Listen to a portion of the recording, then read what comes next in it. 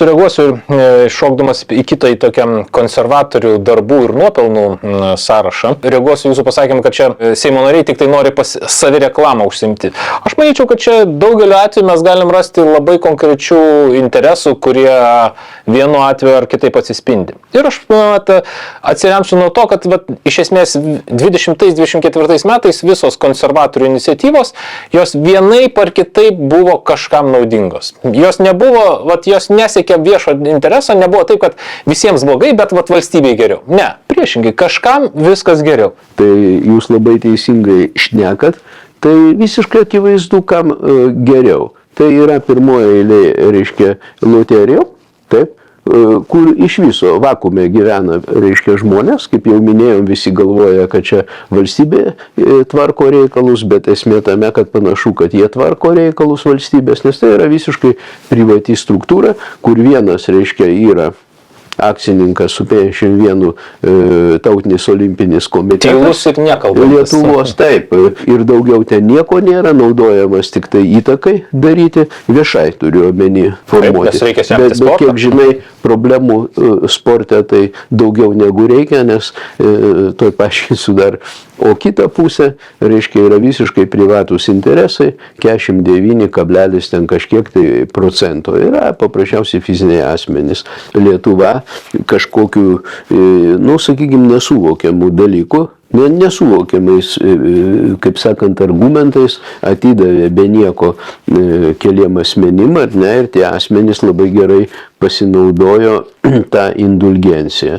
Jeigu formalizuoti tą dalyką, kad esantis modelis Lietuvoje yra visiškai neefektyvus, nes iš tikrųjų valstybės šia intereso praktiškai nerasta, pati veikla iš esmės valstybės atžvilgių vykdoma visiškai neefektyviai, o privataus verslo atžvilgių vykdoma labai efektyviai, nes visa ta, kaip sakant, tas burbulas jo užsibaigia paprastų dalykų, kai, sakykime, Ltokas, kuris nėra valstybės joks atstovas, kaip akcininkas iš viso to biznio, iš 141 milijono, taip, tiražo, sakykime, ir 69 beveik milijonų bendrųjų pajamų, taip, viso labo gauna 4 milijonus. Ir, reiškia, nuotolinių lošimų, kurių veikla yra be galo efektyvi, ypatingai tų operatorių, kurie yra dominuojantis rinkoje. Kaip jie pasiekė tą, tai mes jau žinom, aiškinom šitą. Tai esmė yra tame su nuotoliniais. Nėra linijinės priklausomybės tarp pajamų ir tarp, reiškia, išlaidų. Nėra. Pajamos, jeigu tu, reiškia, dominuoji rinkoje, tavo auga geometrinė progresija, o išlaidos pas tave praktiškai beveik lieka tos pačios, išskyrus tas išlaidas, kurios susijusios su mokesčių mokėjimu, daugiau pajamų turi, daugiau moki.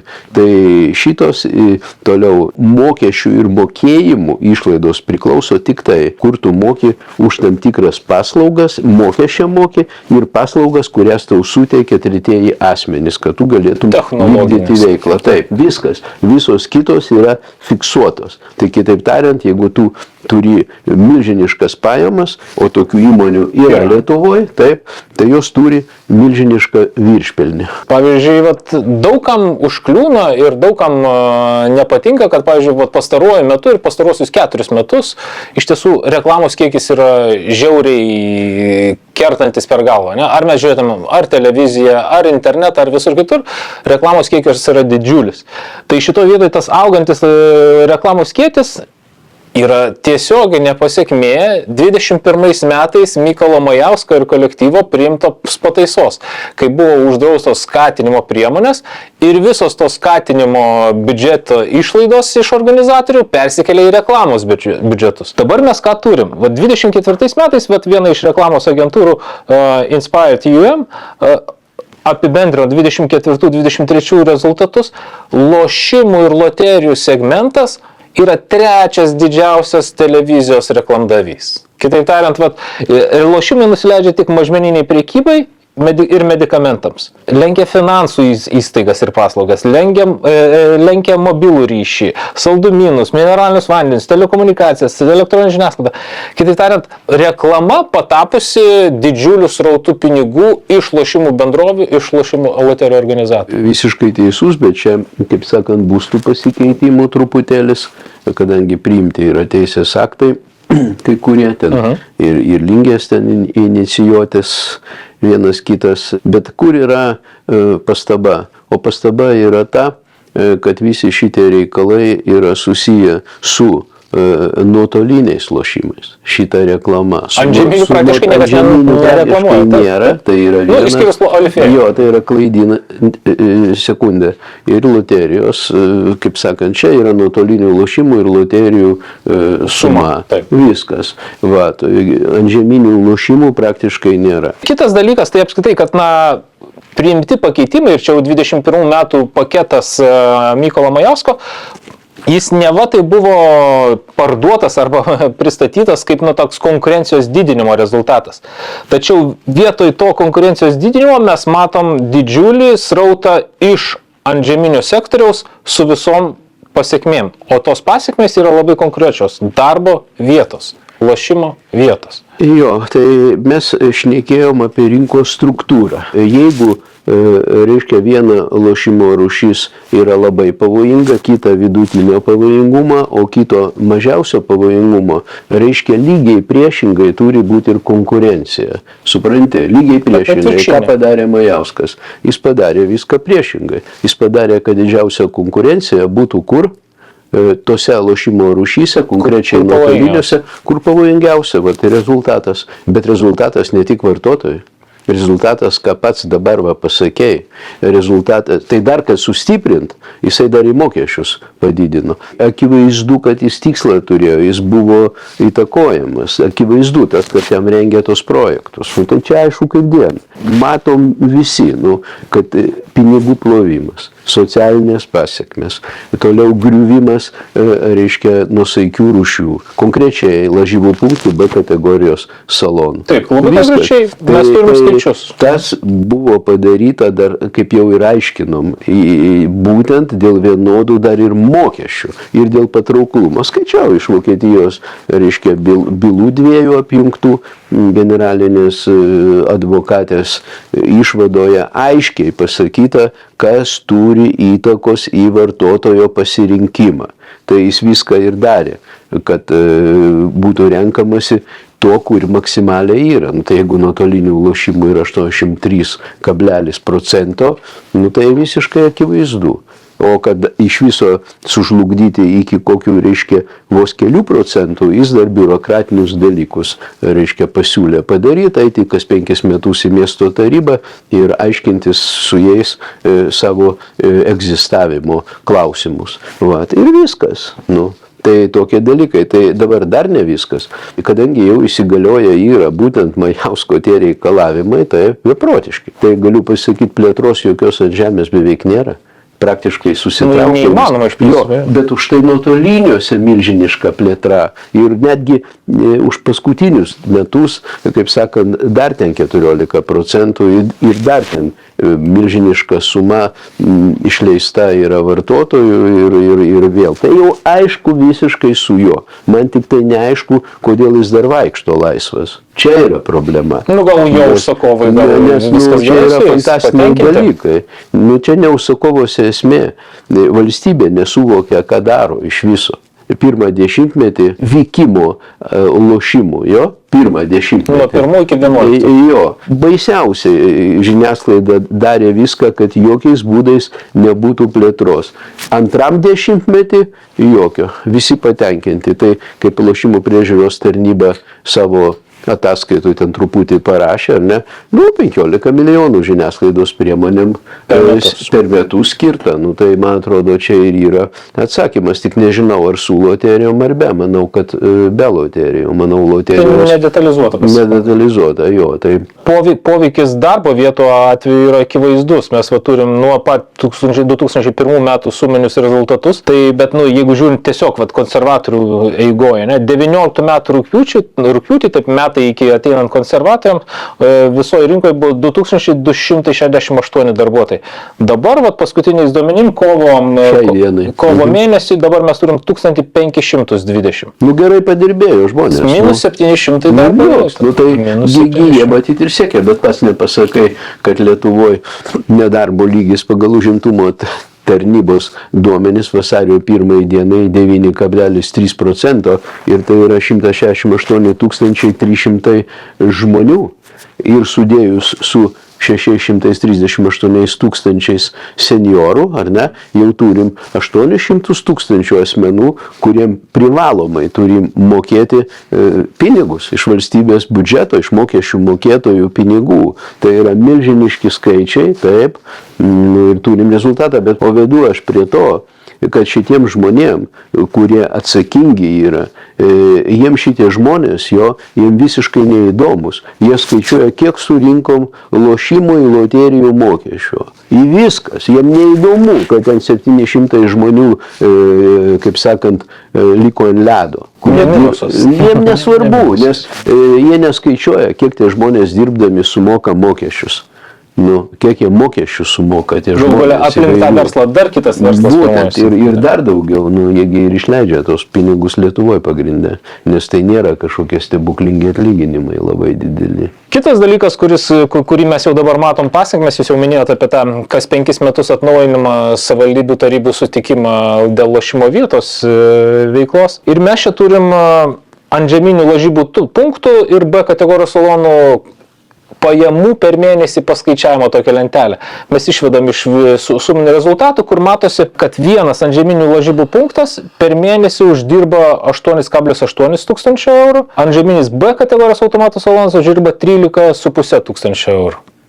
Bet jeigu sudeda visus nuomos mokesčius, darbuotojų mokesčius, mažiausiai 3 ir vienam ir kitam, ne?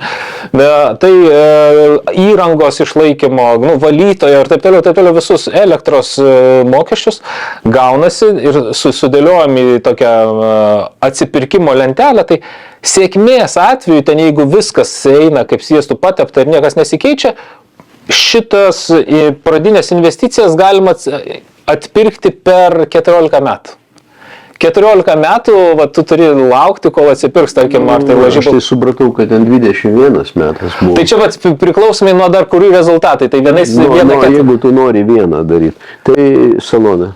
Jo, tai gerai, imkime. Bet tu nesakai licenzijos mokesčio. Tai čia įvertinas tai, kad licenzijos mokestį reikia padengti, ne? Tai tas 14 arba 21 metai. Tai tarkim, tu jau turi licenciją už kitus kažką ir naujo nori steigti, tai tada tau 14 metų.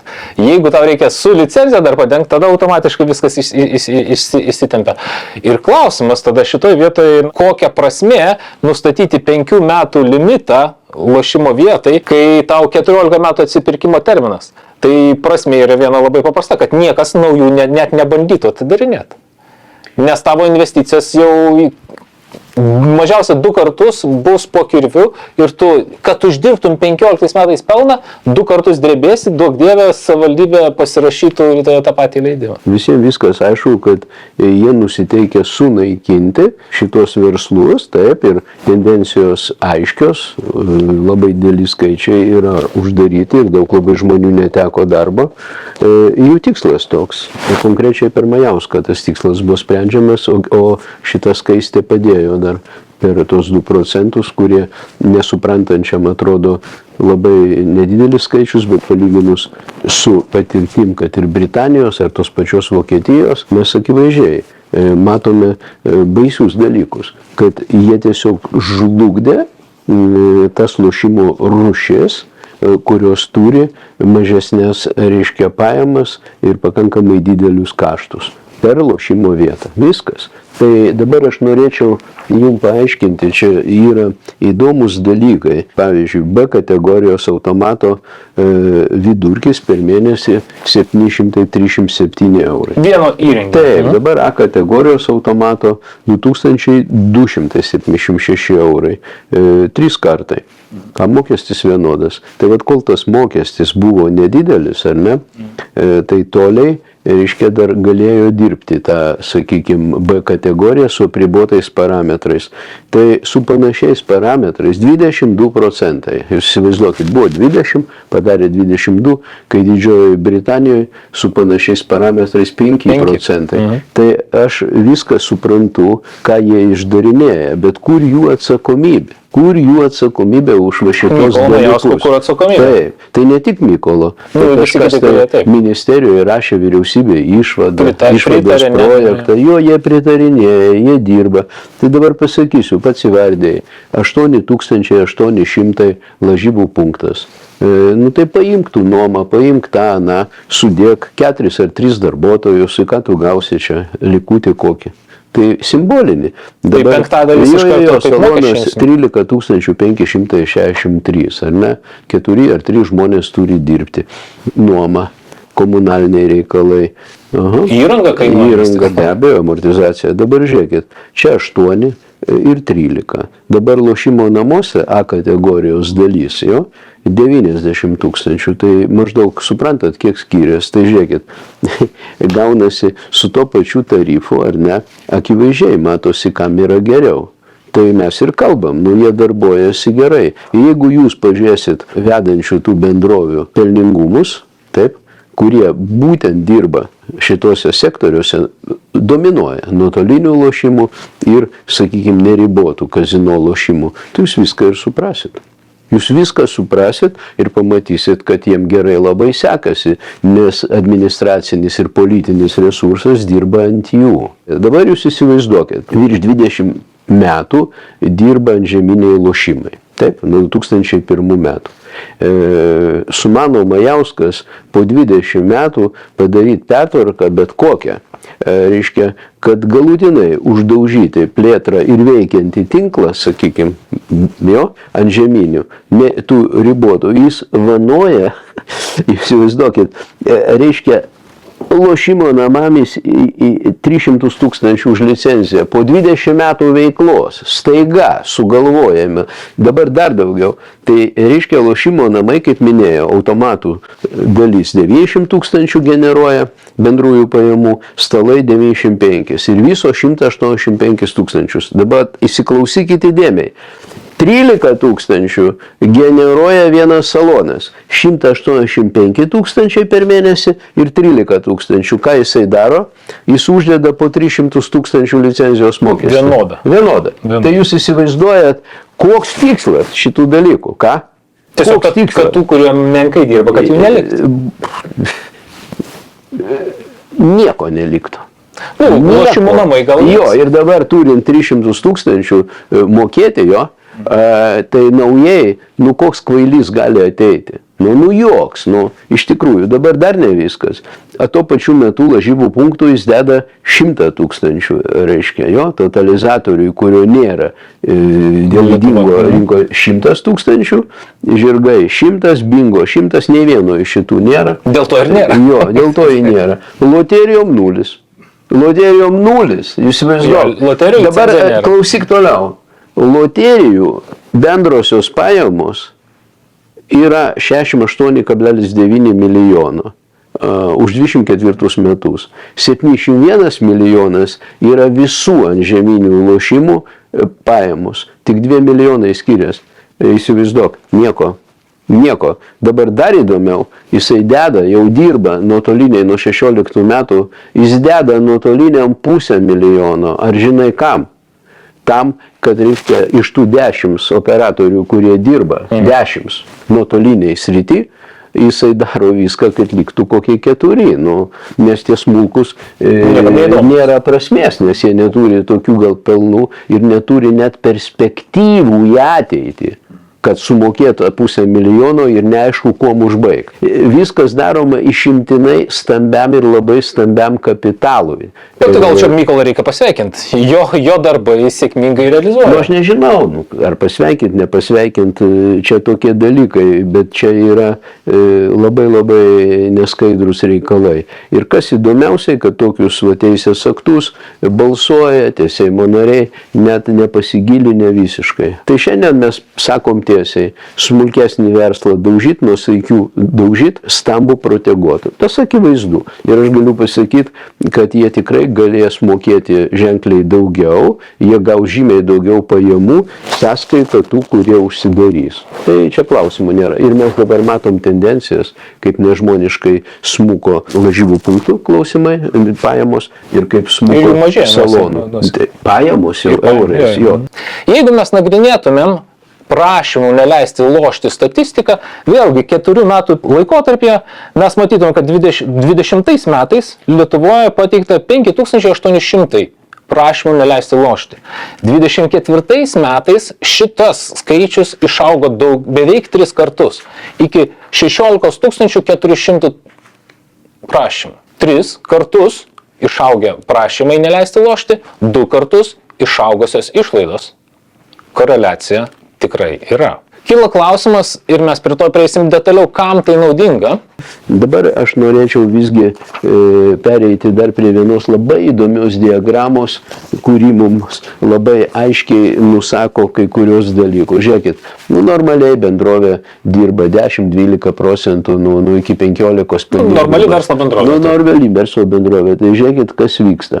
Reiškia, 19 metais prieš COVID B kategorijos mokestis sudarė 12%, taip, ruletės kortų kauliukai 12%, A kategorijos automatai 14,5%, nes tuo metu buvo fiksuotas ir kai perskaičiuoja pagal įrenginį jo, tai nuotoliniai buvo 10%, įsivaizduokit 10%, reiškia, jo, bingas, kurio nebuvo 15 ir loterijos 13. Po Majausko, reiškia, reformų, jo, tai čia mes pašnekėjom 19 metų antrą pusmetį, dar COVID-o nebuvo. Dabar mes praleidžiam COVID-ą, ar ne, ir pereinam jau prie Majausko reikalų.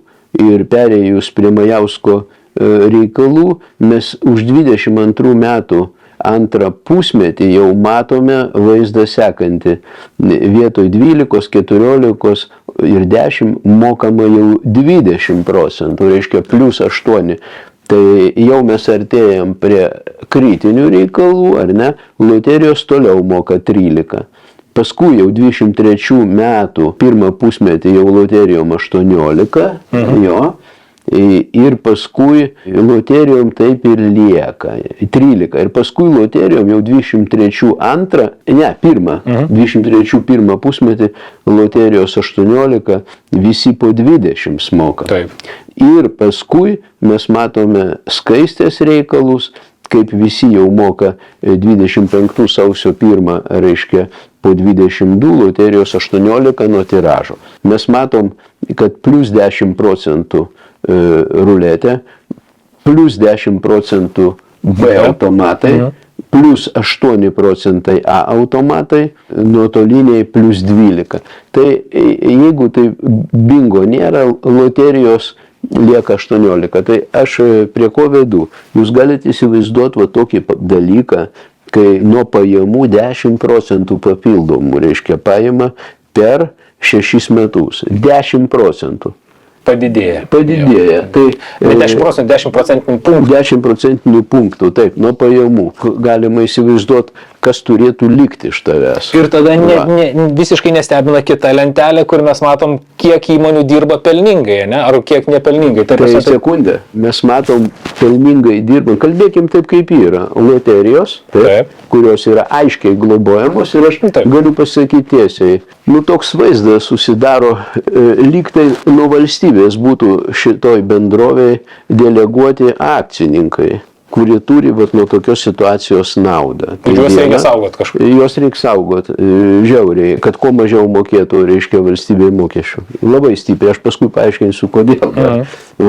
Ir tuo pačiu metu nuotoliniai garantuotai, kaip minėjau, tie, kurie dominuoja rinkoje, taip pat, kai kurie turi milžinišką viršpelnį, taip, dėl kokių priežasčių mes jau kalbėjom, o visi kiti yra žeminiai kazino. Bet ne visi, o tik tai tie, kurie, reiškia, dominuoja rinkoje. Visi kiti, kaip sakant, pastumėti į raudoną jau zoną ir, kaip sakant, ten jau tau netoli jau pakasta duobė. Va, tai taip čia yra veikiama, tas tikrai tai matosi, jeigu tu turi patirties ir supratimo, tai tikrai tu visą šitą matai tendenciją. Tikrieji tikslai yra akivaizdus ir dabar, va, sakau, klausimas, jie aiškiai nori išvalyti rinką lygiai to paties, kaip daugiau nei prieš 20 metų legalizuojant lošimus, būtent į tą pačią kortą. Taip, visiškai tie patys tikslai. Tai aš manau, nei dabar, nei tada tie žmogeliai, kurie kilnoja rankas ir priiminėja, ir tie, kur rengia projektus, sakykime, kur rengia projektus, gal jie ir supranta, ką jie daro, bet tie, kur priiminėja, dauguma nesupranta, ką jie iš vis daro. Vat, tai tiesiog naudojamasi jais, įdėjus jiems į dantis tabletę, kad visi vienodai blogi. Kas yra totalus melas. Frazė kaip kokia mantra. Visi vienodai blogi. Šiandien yra visiškai akivaizdu, kad tai yra absoliutus melas, kuris buvo kartojamas daugiau nei 20 metų. Iki šios dienos. Va. Tai dabar iš tos mūsų šnekos visos, ar ne, gavus po SISO parašų į vieną raštą atsakymą, taip, kad naujų teisės aktų komitetas neplanuoja, tai aš galiu pasakyti, kad ponas Sysas, jis tikrai yra iš tų žmonių matomai, kurie mažai domisi tiesiog, jis yra partinis kareivis, arba karininkas, kuris paskirtas šiai dienai kuravimui komiteto vadovavimui, viskas biudžeto finansų. Jis gilių žinių tikrai neturi, jis neturi pykti, jis senai dirba, jis matė, visi šitie dalykai, apie kuriuos mes kalbam, jie buvo pristatinėjami kaip grupuočių karais, ten panašiai, kad menkinti viską, visi vienodai blogi ir kas blogiausia, kad visą šitą kartodavo būtent tų valstybinių institucijų atsakingi asmenys.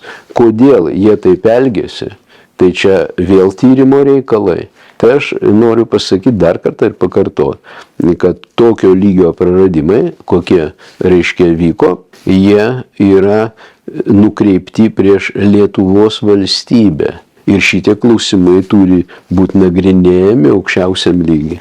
Ir tyrimas, todėl reikalingas parlamentinis tyrimas. Būtent. Jungtinių Amerikos valstijų patirtis yra, kaip sakant, prieinama, jinai žinoma, galima gilintis ir domėtis, kaip viskas vyko, taip, bet išvados buvo padarytos labai rimtos. Grįžtant prie konservatorių nuopelnų ir darbų kabutėse, jeigu taip galima sakyti, aš nenoriu užsisiklinti ant Mykolo Majausko, buvo ir kitų įdomių personažų, kurie veikė kažkieno tai naudai. Vienas iš tokių veikimo būdų buvo Justo Džiugelio iniciatyva, aišku, ten pasirašė ir kiti Seimo nariai dėl minimalaus amžiaus ribos didinimo.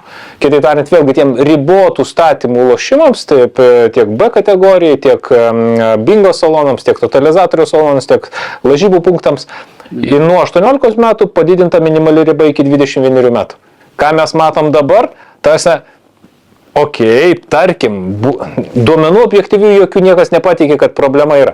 Bet priešingai, tuo pat metu nuotolinės loterijos visiškai paliktos atviros. Ir 18-mečiai, 19-mečiai, 20-mečiai, ten jiem uždaryta prieiga, o čia jiem palikta atviras kelias. Naudokitės. Tai kaip nori, nenori, Justo Džiugelio galima įtarinėti, neįtarinėti, bet faktai rodo. Viena uždraudus, kita vieta palikta atvira. Kodėl? Tai vėlgi tom pačioms loterijom. Jo, tai visgi mes galim šnekėti apie tos pačius reikalus, kadangi Justas Džiugelis tau, kiek žinau, pasakė. Ne, tai jis ir viešai pripažinęs, kad jis rengia su LPT lošimų priežiūros tarnybą.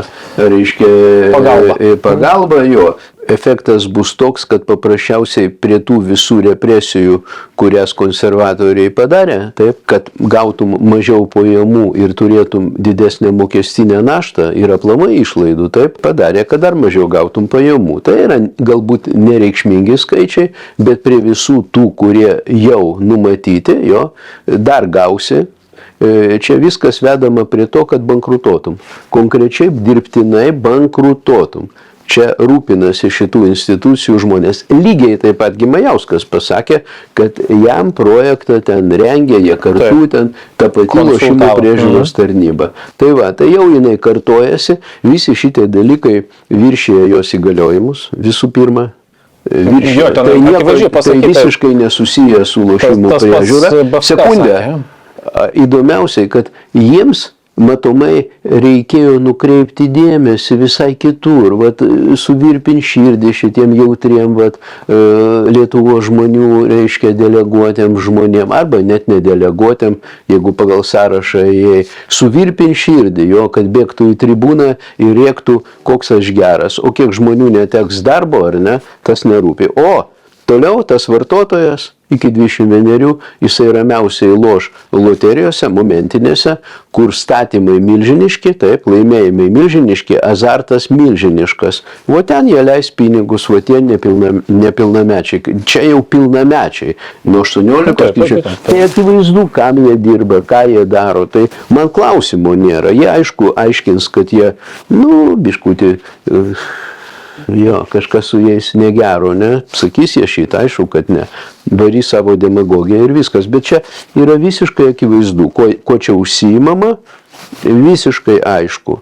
Va, visiškai. Klausimas tik kodėl.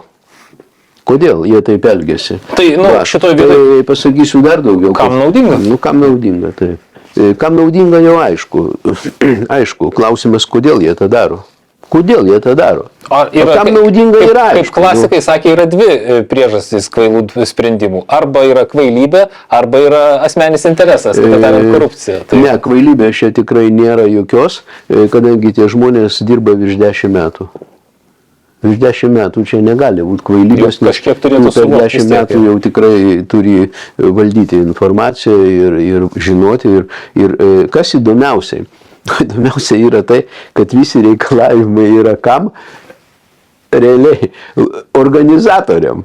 O šitiem žmonėm tik pagal valstybės tarnybos turbūt reikalavimus kažkokie yra. Stepukonio byloje kol kas nei vienas valdininkas nenukentėjo. Jo, tai čia turbūt tik Lietuvoje taip gali būti ir Estijoje turbūt taip gali būti. Estija galbūt dar ir Latvijoje. Va, tai turbūt taip tik gali būti, nes normalioje valstybėje, galiu pasakyti, jie jau būtų nušalinti nuo pareigų, taip, o šį čia gaunas priešingai, kad ta pati einanti ministrės pareigas Gintarė Skaistė, jinai toliau, reiškia, palieka pilietį ir dabar išlenda dar vienas atvejis, kuris vyko analogiškas, jis išlenda vėl, tik suma mažesnė. Vieno pirmininko jo, kuriam labai patikdavo pastoviai neduoti, neva atsipalaiduoti ir ištisai rašyti protokolus, ypač už reklamas. Tai lygiai tas pats ir lošimų priežiūros tarnyboje. Tugi matai, kaip jie dirba ir čia kyla vėl klausimas, o kur ta edukacija, o kur tos konsultacijos,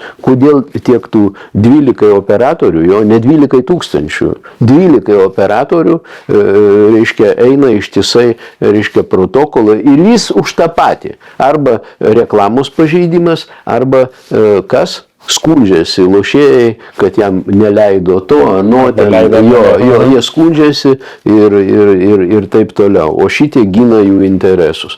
Bet ir viskas. Matom, tokių keistų dalykų, protokolų skaičius nemažėja, bet už tai baudos ženkliai didėja. Ir tuo pačiu metu aiškiai matome, kas vyksta priežiūroje ir kontrolėje. Nėra tos nei priežiūros, nei kontrolės. Viskas. Tai tie įvykiai tą parodė.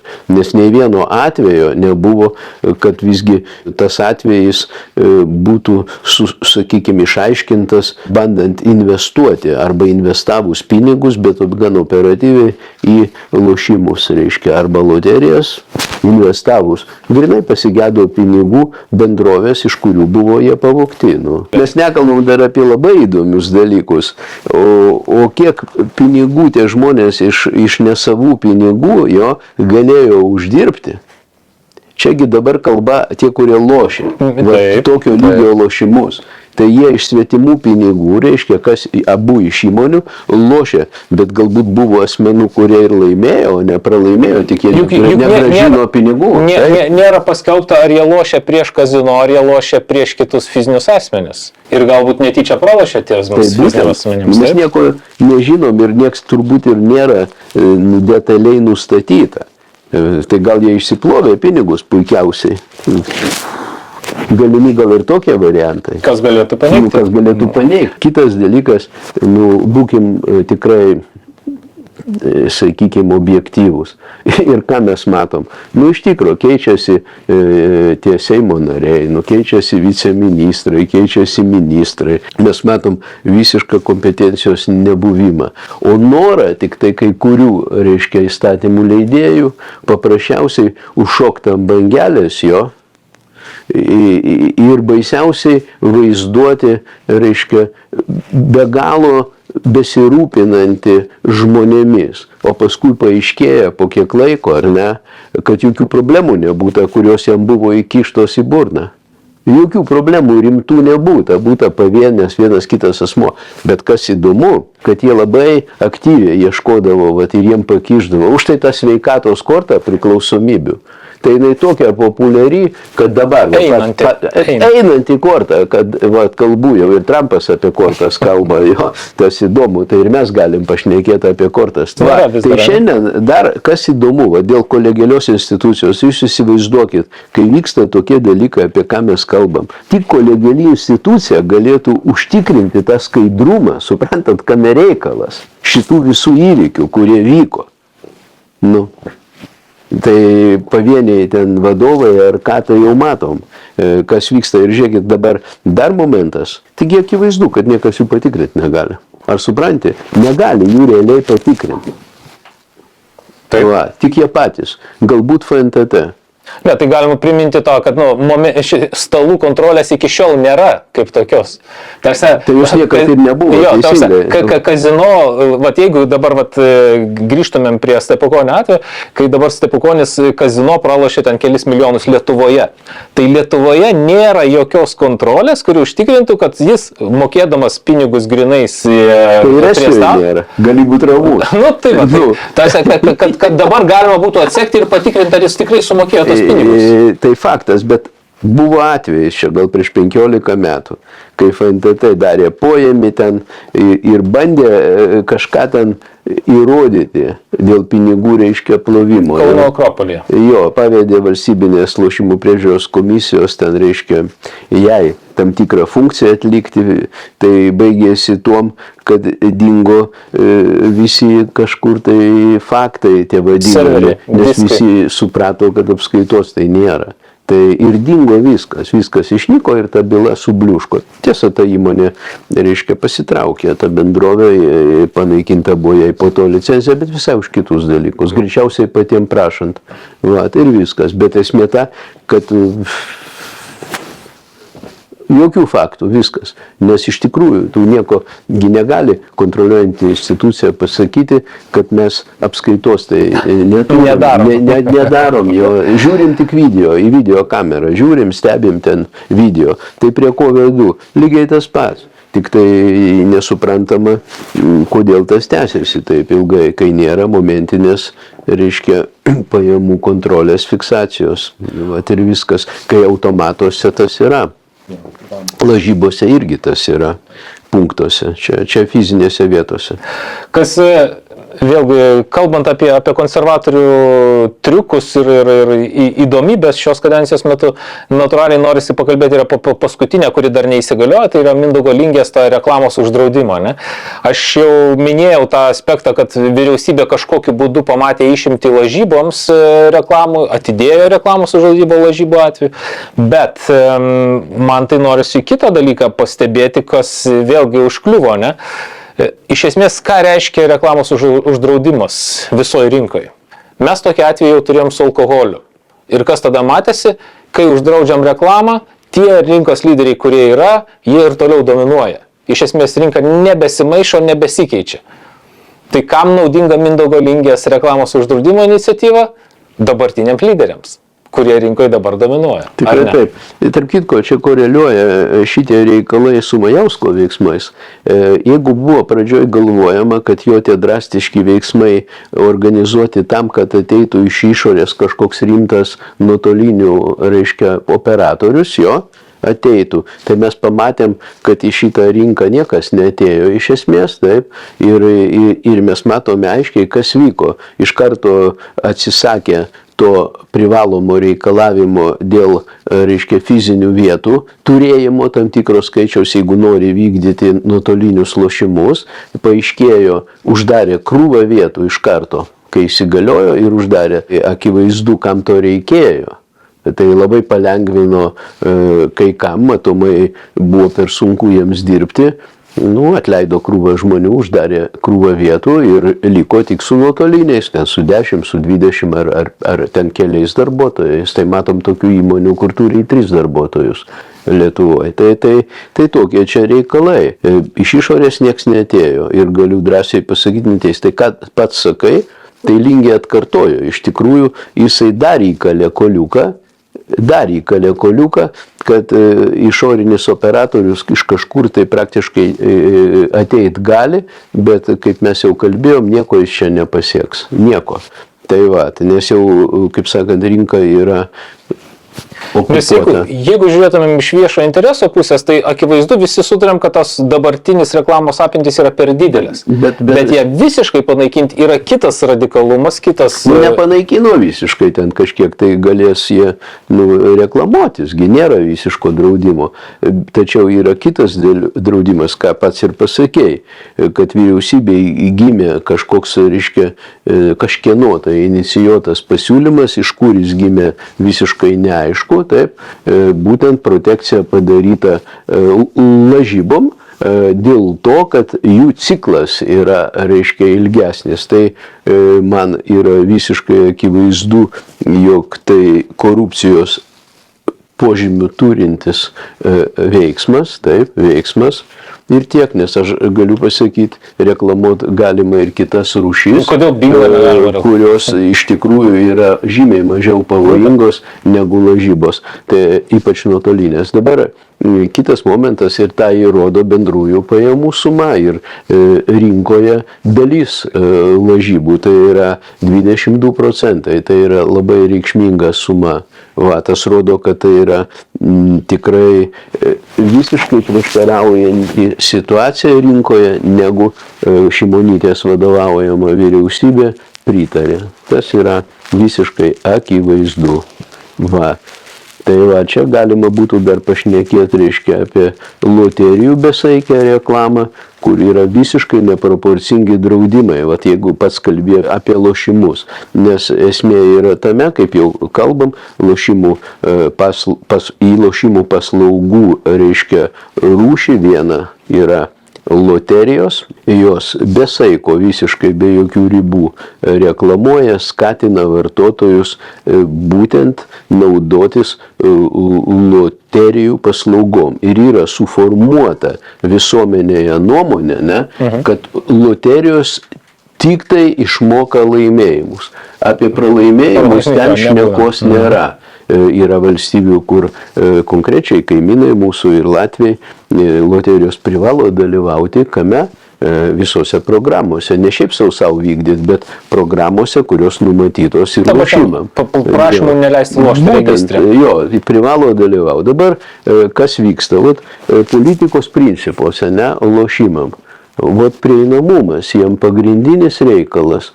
Tai nueini į prekybos centrą, tu nepraeisi. Ne tai, kad nepilnamečiam, visiškai vaikams yra reklamuojama iš esmės. Būtent. Tai tu nepraeisi pro tą stendą, tau siūlo kaip būtiniausia prekė. Įsivaizduok, ir kokio lygio srautas eina prekybos centruose. Tai yra per dieną milijonai. Neretas atvejis, kad prekybininkai netgi patys pasiūlo, ar norėtumėt dar loterijos bilietą? Dabar jau nesiūlo, bet siūlydavo. Tai kaip pasakyti, pati būtiniausia prekė, reiškia būtent loterijos. Dabar žiūrėkit, jie reklamuoja, ir yra pavyzdžių, kiek jie ten milijonierių sukūrė ir tai yra teisybė, kiek jie išmokėjo ten pinigų. Tai galiu pasakyti, jie išmokėjo per 24 metus 700 milijonų. Nurodo, reiškia, lošimų priežiūros tarnybos duomenys. O lošimai išmokėjo 2,4 milijardo laimėjimo. Vat ir viskas. 2,4 milijardo ir 700 milijonų. Šičia triubina nuo ryto iki vakaro apie tos 700 milijonų, o šičia kapų tyla. Tai klausimas yra, o kodėl? Tai yra lygiai toks pats skatinimas lošt. Nu. Tai ką ta pati Vokietijos byla įrodė, tos prokurorės pozicija tai ir sakė, kur sakė, kad skatinimas yra kas? Statymo dydis, laimėjimo dydis, intervalas. Tai čia yra vienas iš tas. Taip, laimėjimo fondas, laimėjimo išmokėjimo koeficientas, taip. Ir tiesiog, kad užtvirtinti šitos dalykus, aš tiesiog, ką pasakiau, kadangi Lietuvoje vyrauja visiškas, reiškia, mulkinimas ir nesupratimas institucijų, kurios privalo suprasti, tiesiog, sakykime, taip, demonstravimas visiško nesupratimo, nors tie žmonės dirba kas 20 metų, kas 10 metų, pavardžių vardų jo. Tai galėčiau truputį čia iš vienos bylos, reiškia Europos teisingumo teismo, o iš tikro 2 bylų, kurios buvo apjungtas, tai kad būtų visiems aišku, sujungtos bylos C.45302 ir C.46202, reiškia generalinės advokatės, jo išvada dar 2004 metų Liepos 8, tai žinom, kas yra generalinis advokatas Europos teisingumo teismo, tai yra pareigybė, advokatų yra 11, Europos teisingumo teismo teisėjų 27, tai rengia sprendimui išvadą. Ir čia truputį ginčio atsiradę yra ir dėl to, pacituosiu truputį keletą straipsnių, kurie, kaip sakant, visiškai aiškiai paaiškina tiems, kurie nesupranta arba nenori suprasti esminius dalykus. O jie yra tokie, kad lošimo automatai stovintys viešuose kazino labai skiriasi nuo lošimo automatų pastatytų baruose ir komercinę veiklą vykdančiose lošimo salonuose. Visų pirma, pagal didžiausią statomą sumą, laimėjimo dydį ir pagal statomai sumai tenkantį netgi išmokėto laimėjimo procentinį dydį. Kitaip tariant, skiriasi pagal azartą. Norima pasakyti paprastai, kad kazino yra neribotų šitų visų parametrų įrenginiai eksploatuojami, o būtent kitose vietose, kaip, reiškia, baruose jo komercinę veiklą vykdančiose salonuose, visiškai kas kita. Ir lošimai skiriasi būtent pagal šitos parametrus, kurie, aišku, už kazino ribų yra. Mes galim surasti daugybę atvejų, kai mūsų lošimų priežiūros tarnybos ir finansų ministerijos tarnybos žmonės viešai deklaravo, kad visos lošimo rūšys vienodos. Tai mes šitą jau aš bandau ir paaiškinti, tai yra visiškas vedimas, reiškia, į problemas.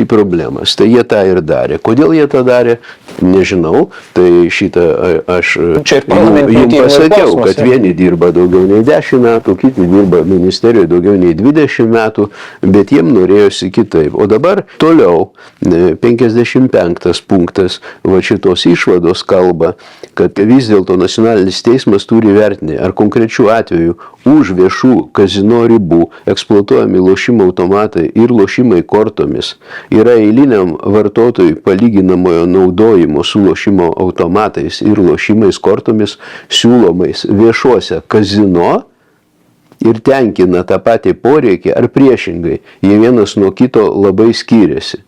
Dabar 56 išaiškina. Kuo skiriasi, ne? Išaiškina, jo, turint omenyje, kad visų azartinių lošimų patrauklumą pirmiausiai sudaro jų suteikiama galimybė laimėti, tai kitaip tariant, laimėjimo dydis. Jau jisai suformuoja pasirinkimą. Ir todėl eilinio vartotojo apsisprendimui dalyvauti kitose vienodų principų veikiančiose azartiniuose lošimuose, tai yra lošime kortom ar azartinio lošimo automatu, ypač didelį poveikį daro galimų laimėjimų dydis ir bendra žaidimo rizika. Tai šiandien galiu pasakyti, Lietuvoje yra tai padaryta jo, visiškai priešingai negu čia rašo. Ir čia ne raketų mokslas, ne šių dienų išradimas, absoliučiai 20 metų atgalios. 20 metų atgalios, taip, 21 metai. Tai aš prie ko vedu, kad ne tik pagal šitą išvadą yra padaryta pagal rinkų modelius, mišrių rinkų, kur veikia įvairios rūšis, tame tarpe ir lošimo automato skirtingos rūšis, kurios priklauso būtent nuo šitų parametrų. Man atrodo, viskas labai čia gražiai pasakyta ir labai aišku. Tai prie ko mes ir vedam, kad, kaip pasakyti, toks man vaizdas susidaro, kad, nenori man, nesidomime, nes netyčia sužinosi blogų dalykų. Matomai, kažkam tai.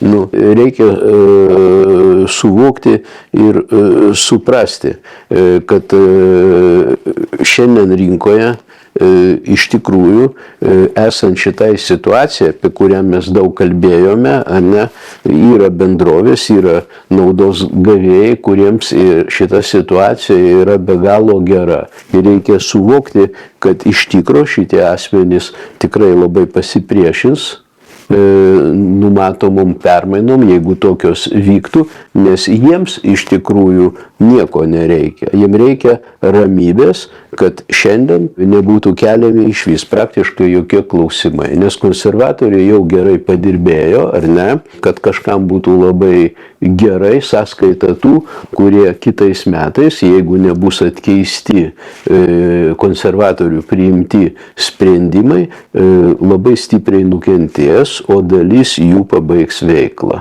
Tokie čia ir pasakymai. Sakykim, gavus, reiškia, iš biudžeto finansų komiteto atsakymą į tam tikrą raštą, ar ne, kad pasirašyta Algirdo Syso, komiteto dabartinio pirmininko, tai reikia suprasti, kad jam irgi pasikeitimų nereikia, nes nėra numatyta nei azartinių lošimų, nei loterijų įstatymų, jokių nagrinėjimų ir taip toliau. Tai dabar mes su jumis pakankamai reikšmingą laiko tarpą šnekėjom, įvardijom tam tikrus klausimus žodžiu, tie klausimai glaustai yra pateikti kreipimesi asociacijos į Seimo valdybą.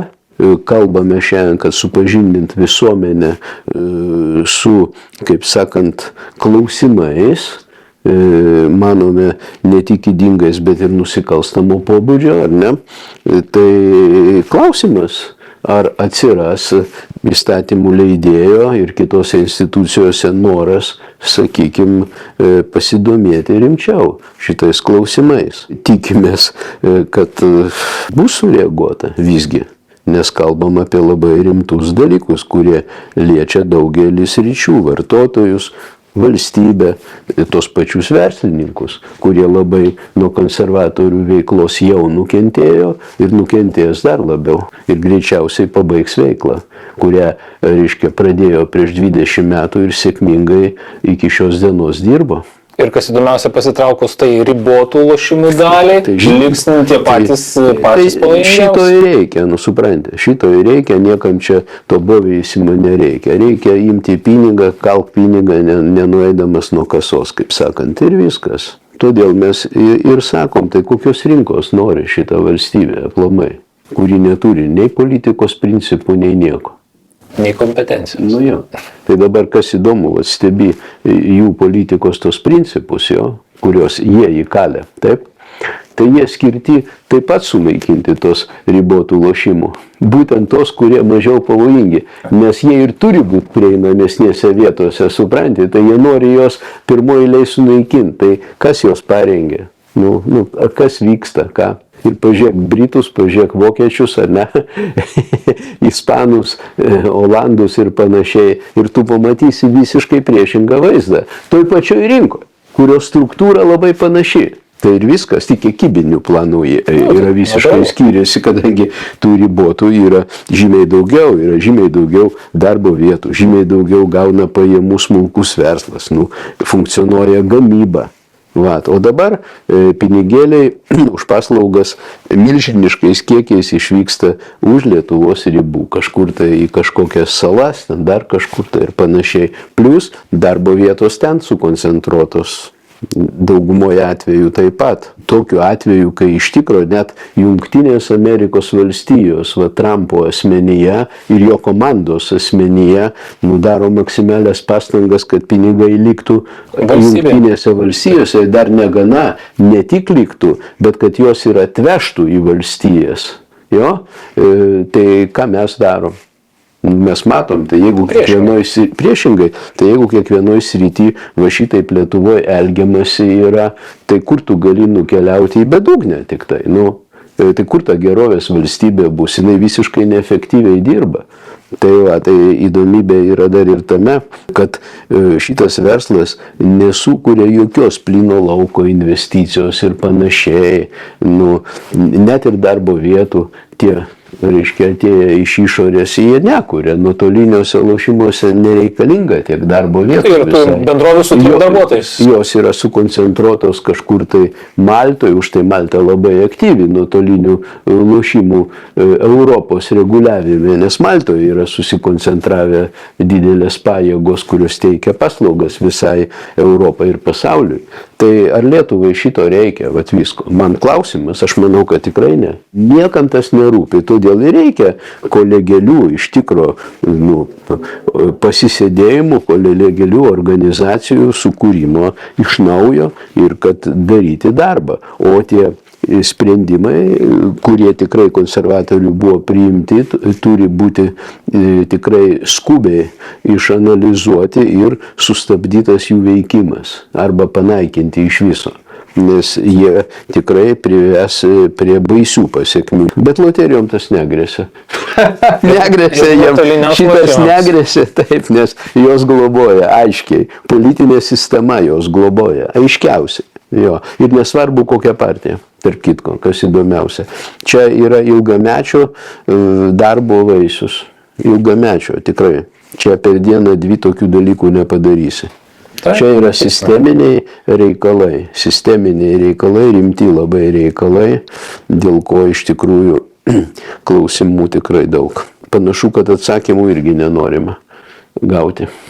Pamatysim, jo. Asociacijos kreipimėsi Seimo valdybai, mes kalbam apie valstybės pajamas, apie valstybės surenkamus mokesčius. Ir pastaraisiais metais iš lošimų ir loterijų mokesčio valstybė surenka iš tiesų įspūdingas sumas, jos siekia 60, 70 ir daugiau milijonų eurų. Tačiau ta suma yra tiesiogiai priklausoma arba yra tiesiogiai susijusi su valstybėje piliečių padaromis išlaidomis. Todėl natūralu, kai mes turim nežmoniškai greitą, didelį išlaidų augimą, natūralu, ta mokesčio suma labai išauga. Tačiau nepaisant to, kai mes žiūrim į europinę praktiką, kai mes stebėm didžiausių mišrių rinkų, ar tai būtų Vokietija, ar tai Didžioji Britanija, ar kitos šalis, pavyzdį mes visur matom, kad ten, kur kaupiasi perteklinis pelnas, valstybės taiko progresinį lošimų apmokestinimo modelį. Tai paskatino mus, kreipiantis į Seimo valdybą, pateikti konkrečius vertinimus ir siūlymus. O siūlymai atsirado iš labai konkrečių skaičių. Mes paėmėm naujausius turimus 23 metų finansinės atskaitomybės duomenis ir pamatėm, kad yra bendrovių, kurios uždirba ryškiai per daug pelno. Kitaip tariant, tai nėra sveika pelno marža, tai netitinka jokių normalių verslo taisyklių. Tokiais atvejais arba tokie signalai, tokie finansiniai rezultatai ir indikuoja, kad jie gauna dėl rinkoje susidariusių netolygumų, dėl rinkos struktūros ydų jie gauna viršpelnį. Tokiais atvejais ir turi būti taikomas pertekliniam viršpelniui paimti, grąžinti į valstybės biudžetą progresinis apmokestinimo modelis. Mes pagal užsienio valstybių patirtis pasiūlėm tam tikrus laiptus. Jos taip ganėtinai santykinai suskirsim kas 10 milijonų eurų, tačiau principas, kurio mes atsirėmėm, yra tai, kad menkai arba menką pelną uždirbančios bendrovės gali gauti iki 15% nuo bendrojo veiklos pelno maržą. Tačiau tos, kurios uždirba labai daug, jiem ta pelno marža turėtų sumažėti iki 10% nuo jų uždirbamo veiklos pelno. Mes sudėliojom tuos laiptus ir tie laiptai leistų iš esmės padidinti valstybės pajamas. Mūsų grubiai skaičiavimais, jeigu paimtume 24 metų, 23 metų duomenis, tai leistų progresinio mokesčio įveidimas nuotolinių lošimų sektorėje ir progresinio mokesčio įveidimas loterijų sektorėje reikštų, kad valstybė gautų iš lošimų apie 30-35 milijonus papildomų mokestinių pajamų, iš loterijų papildomus 10 iki 15 milijonų eurų pajamų. Tai reiškia, kad prie dabartinių 60-70 milijonų eurų pajamų, kurios gauna kasmet valstybės biudžetas, valstybė galėtų papildomai surinkti nei daug, nei mažai dar iki 50 milijonų eurų mokestinių pajamų. Ar tai būtų teisingas sprendimas? Akivaizdu, kad toks sprendimas ištaisytų bent tam tikrą netolygumą, kurį mes turim rinkoje. Dabar, kai dalis veikiančių subjektų uždirba tą viršpelnį, tuo viršpelniu yra skatinama netiesiogiai perteklinis išlaidavimas reklamai, kaštams, visiems kitiems dalykams ir tai vėlgi dar labiau skatina, dar labiau užbetonuoja arba tam tikrą prasme įtvirtina nesveiką rinkos struktūrą. O kaip mes kalbėjome prieš tai, rinkos struktūra yra visų išvestinių dalykų pagrindas. Tai ir socialinės pasiekmės, tai ir darbo vietos, tai ir grąža valstybei ir kiti dalykai, kurie tiesiogiai nuo to priklauso. Todėl mes savo kreipėmės į Seimo valdybą ir siūlom. Progresinis lošimų apmokestinimo modelis privalomas tuose lošimų sektoriuose, tuose rinkos dalyse, lošimų ir loterijų rūšyse, kur fiksuojamas perteklinis pelnas. Šitokie dalykai, kai susiformuoja viršpelnis jo, arba gali susiformuoti, arba sąmoningai daro valstybė, sureglamentuodama, tai yra monopolinis atvejis, kai garantuotai turi viršpelnį, arba reiškia dėl ydingo, neteisingo reguliavimo gaunasi viršpelnis. Ta mes matom nuotolinių lošimų rinkoje akivaizdžiai ir tą mes matome loterijų situacijoje. Tik loterijų situacijoje, kadangi mes šnekam apie privatų verslą, kuris vykdo tam tikras palaikymo operacijas pagrindinė versle ir uždirba nuo to pinigų, tai yra neefektyvi veikla. Todėl ir matant pastovų augimą pajamų, ar ne, ir matant, kaip, sakykime, loterijų sektoriaus reguliavime visą laiką vėluoja teisės aktai, 3, 4, 5 metais, kas suteikia dar didesnį pranašumą, taip, prieš, pavyzdžiui, kitus sektorius lošimų, tai jau mes matom, kaip valstybinės institucijos darbuojasi šito sektoriaus sėkmė, kurį tikrai yra užvaldę, sakykime, susijusios bendrovės, ar ne, žinant, kad loterijos tikrai augs pajamos, galiu šiandien pasakyti, tikrai jos augs, gali tik nebent būti kažkokie tai įvykiai, sukrėtimai, tai čia kitas reikalas, nenumatyti, o šiaip tai tikrai augs, nes tai yra populiari sritis, ar ne, verslo. Į priekį reikia žiūrėti, nors kartą į priekį žiūrėti ir, kaip sakant, tikrai, kad nereiktų kaitalioti 100 kartų, tikrai numatyti, reiškia, progresinius mokesčius. Tas pats su nuotoliniais lošimais. Lygiai tas pats. Ten tai turim čia tokias situacijas, kurios jau reikalauja, jau šiandien reikalauja, bet tą daryti reikia jau į priekį, numatant ir išlaidų dalį, kad jos irgi augs, sakykime, šiek tiek. Nors šiuo atveju tai matom, kad, sakykime, išlaidos reklamai turėtų mažėti, nes draudimai savo daro, reklamos draudimas įsigalioja. Tai va tokie čia dalykai, reikia žiūrėti protingai. Dabar kitas momentas dėl reguliavimo mokesčių ir kitų dalykų, kurios privaloma atlikti, tai šiaip pas normalius žmonės čia vadinasi kompleksinės priemonės. Aš asmeniškai labai abejoju sprendimų priėmėjų ir šitų asmenų, kurie atsakingose institucijose dirba kompetenciją, kad jie sugebėtų kompleksiškai visą tą padaryti. Ir ką mes matome, vat gyvenime, čiumpa jie kažkokį vieną klausimėlį ir varo jį. Tai aš prie ko ir vedu, kad jie kompleksiškai spręsti klausimų negali. Jie vykdo taškinius dalykus.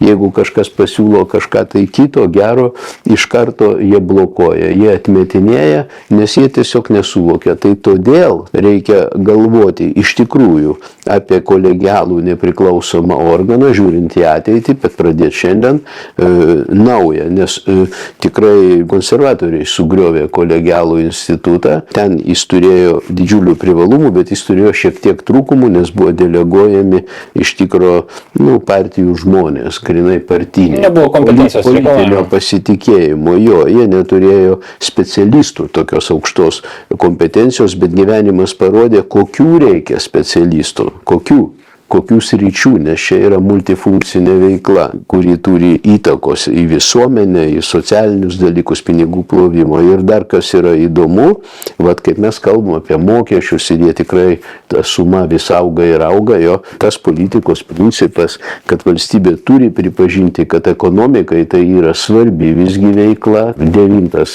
principas, kurį mes perskaitėm ir supažindinom visuomenę, tai yra svarbi, nes tokios sumos vien tik nuo specialaus mokesčio, o kur dar kiti mokesčiai ir taip toliau, kur susijusios įmonės moka mokesčius nuo šito bendravimo. Akivaizdu, tai tas tik patvirtina, kad tai yra iš tikro svarbi ekonominė veikla, svarbi, bet tuo pačiu metu turinti ir tam tikrų, sakykime, neigiamų poveikių, kurie ir galėtų būti pirma valdoma, kontroliuojama ir kaip sakant, pasirūpinama, kad minimizuoti.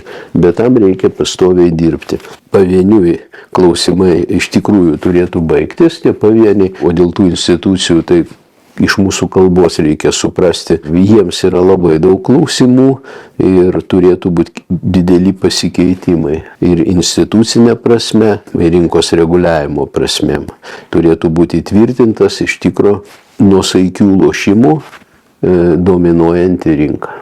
Pabaigai aš norėčiau tiesiog priminti visus tos pakeitimus, visus tos siūlymus, kuriuos asociacija teikia, mes esam viešai paskelbę savo interneto svetainėje lošimai.eu. Kreipimėse mes keliam keletą pagrindinių klausimų. Tai yra, pirma, pagrindinių klaidingų konservatorių kadencijos sprendimų atšaukimą. Tai nepriklausomos kolegialios institucijos atkūrimą iš dabartinės lošimų priežiūros tarnybos. Tai valstybės valdomos nacionalinės loterijos atkūrimas ir progresinio lošimo mokesčio modelio įvedimas nuotoliniams lošimams ir loterijoms. Šie pokyčiai įmanomi tik tinkamai pasiruošus. Tam reikalingas parlamentinis tyrimas, kuris surinktų visus duomenis, apklaustų susijusius asmenis, nustatytų jų kaltės formas ir rūšis, galbūt netgi pasiūlytų arba perduotų informaciją teisėsaugos institucijoms, o kartu pasiūlytų sprendimus ir parlamentui, kuris galėtų imtis keisti situaciją iš esmės. To ir tikimės iš naujos kadencijos Seimo.